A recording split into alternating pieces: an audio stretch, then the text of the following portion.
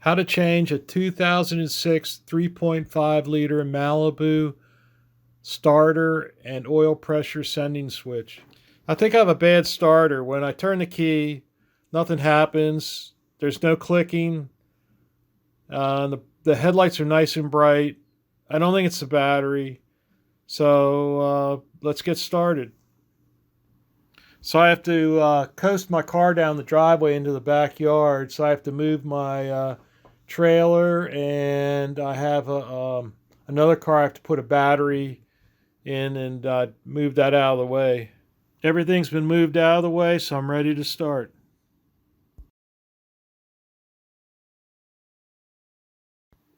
Always wear eye protection, and if you want, you can wear some kind of gloves, protective gloves. A lot of people wear plastic gloves, but I don't like them because every once in a while I hit something hot and it just burn right through the plastic. I like cloth gloves. Okay, this is really important. I thought I had a bad oil pan gasket because I was getting like a stain on the driveway of oil dripping down, and it's not that at all. It's the oil pressure switch is actually leaking. It's actually squirting oil squirting oil out of where you plug the connector in. My Impala did that too when I had an Impala. So if you've got the age range of around this year, I would put a new oil sending switch in if you're going to replace the starter. It looks like that's the only way you can do it is to remove the starter to replace the oil pressure switch. They're cheap, so you might as well replace one, especially if your starter looks like mine does and it's got oil dripping down all over it. You don't have to do this part if you don't want to, but I always like to take the battery out when working on the starter and checking the battery out to make sure the battery tests okay, clean it up. If it's a refillable battery, you want to check the cells to make sure that you just want enough water in there, just covers the plates. Don't fill it all the way up to the top, because what happens is actually when a battery charges, it actually boils. And you're going to boil off not only the water, you're going to boil off some of the electrolyte. So the plastic cover has 3 tabs, I think, on it, and you pull the tab out to remove the battery cover. And this is my side terminal battery wrench. I think there's 2 different sizes. I have seen 2 different sizes, like at Harbor Freight Tools, but this one is the 5/16 for GM. And you notice the handle's got plastic on it, which if you use just a regular wrench, you might want to be really careful when you work around the battery that you don't actually touch the wrench to ground it, especially when you're working on the positive terminal. So loosen and remove the negative terminal first, then the positive, then remove the battery hold down. Remove the battery. This is the battery out of my car. It's a Walmart battery, and I'll tell you, it is one really good battery. It's probably one of the best batteries. Well, actually, we had a family car with a Toyota that had a Yuasa battery in it. And it lasted actually 12 years. And but this is a really nice battery, and I think Johnson Controls through their Power Solutions division makes these batteries, and I really highly recommend them. And they're really reasonably priced too. I also put a set of the replacement hold down side terminal bolts in the terminal, so it makes it a lot easier to test it. And if you do that, you want to make sure you tighten them down, just like you're putting, just like they got the cables on there. Because if you don't tighten them down, you won't get a good connection, and when you test it, you won't get accurate results. I connected up my battery tester. The battery tester didn't work, and then under careful inspection, I found that one of the wires had broken. So I'm going to go in and solder it, and I'll be right back. I'm back and running the test now.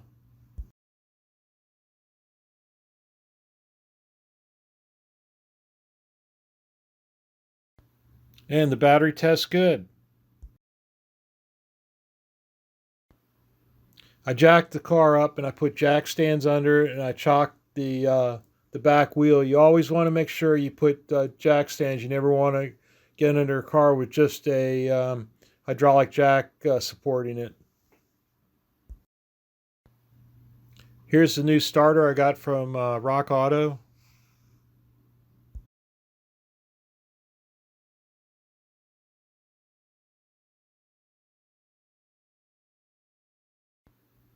So there's three terminals on the starter. There's two big terminals.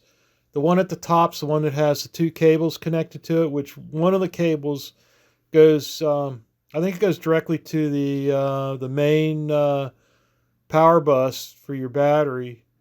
And then the one on the right, that little terminal, that I think that's for the solenoid. Notice the oil all over everything.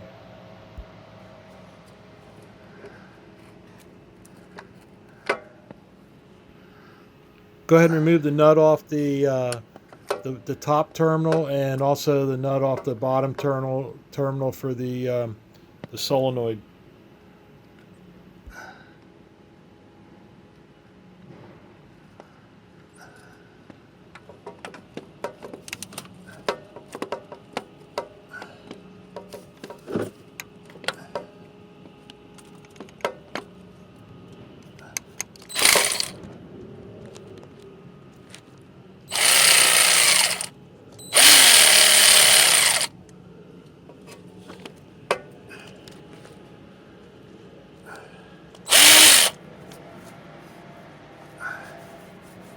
Then remove the cable.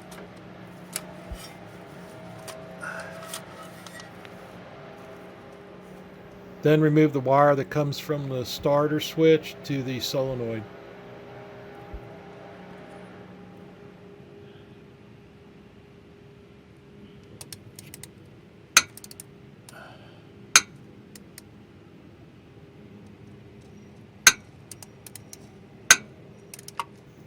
Then use your finger to spin the nut off.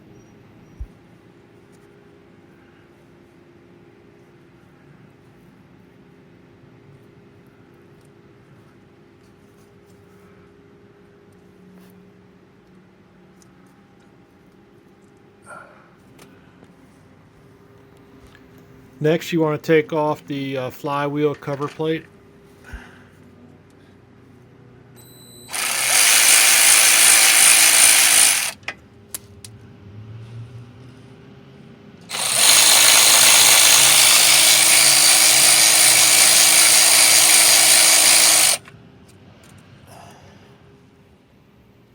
Then take the two starter securing bolts out.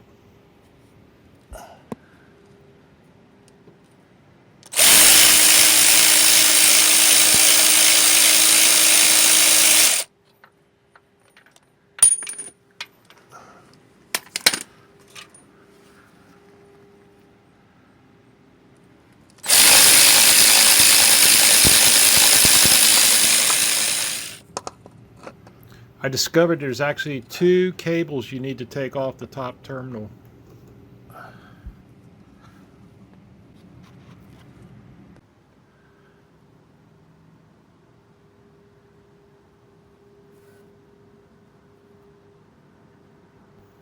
Just for your interest, number one is the bolt that holds the knock sensor, and number two is the engine block drain plug. There's a drain on the bottom of the radiator when you change your coolant, but there's also on the front and the back of the water jacket for the block. There's a drain plug too. And three is the bolt that holds down the wiring harness, which I have to remove that so I can get enough room in to undo the oil sending unit. And four is actually oil sending unit. You can just see just a part of it in the bottom right corner, right above four, and you'll get a better look at it later.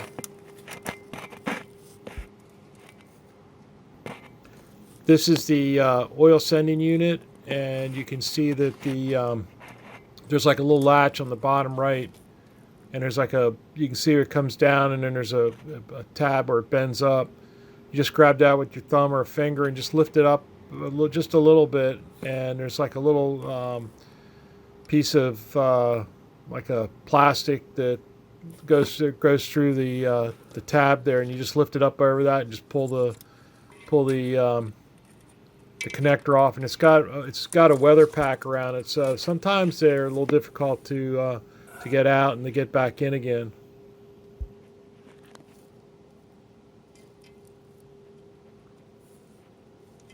It's just oozing oil. This is a better look at it.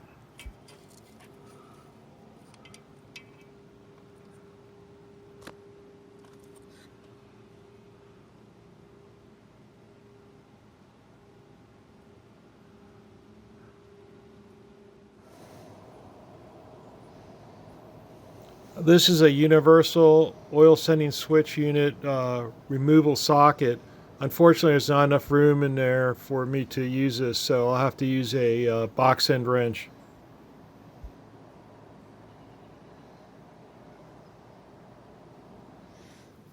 First, I'm going to remove as much of the oil as I can from the wires with the electrical contact cleaner.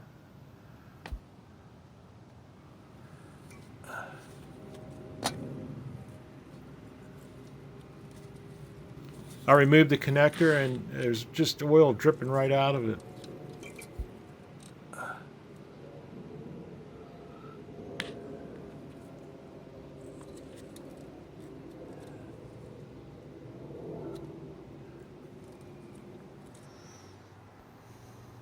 Here's the new oil sending switch. I got it at I think it was like Advanced Auto Parts, and it was I think it was like made by BWD, and it was around like $15, something like that. Which, if I'd have known it was bad and I was going to replace it when I ordered the starter, I could have ordered it at Rock Auto, and it was only like about $6 or $7. That's the bolt I need to remove to. It's securing the wiring harness to the block.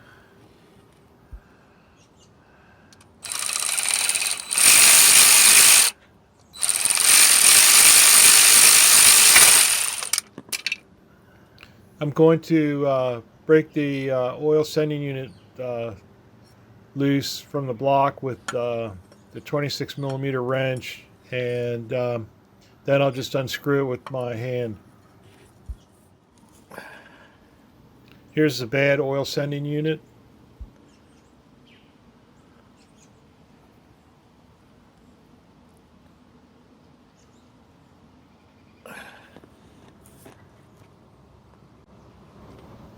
And here's the new oil sending unit installed, and it has thread sealant already on it. It came like that.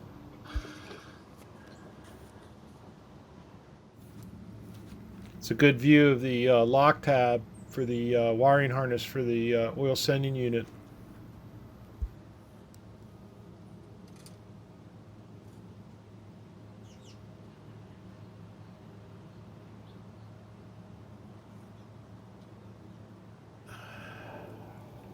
Reattach the bolt for the wiring harness.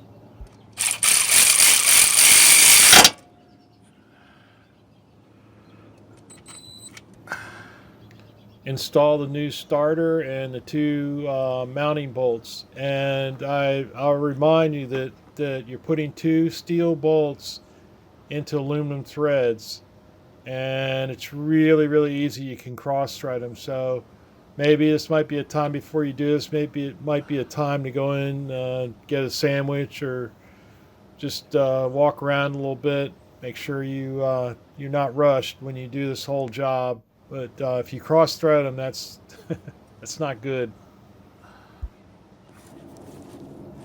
Then connect the two cables and the one wire to the starter.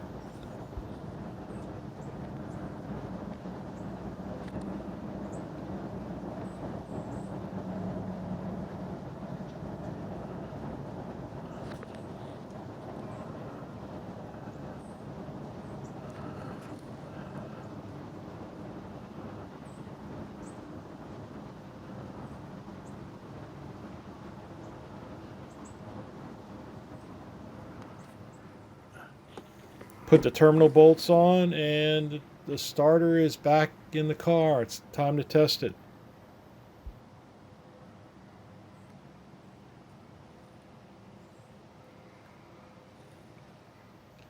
Put the battery back in and connect the battery cables up. Connect the positive first, and then connect the negative, so there'll be no sparking. Then lastly, put the flywheel cover on.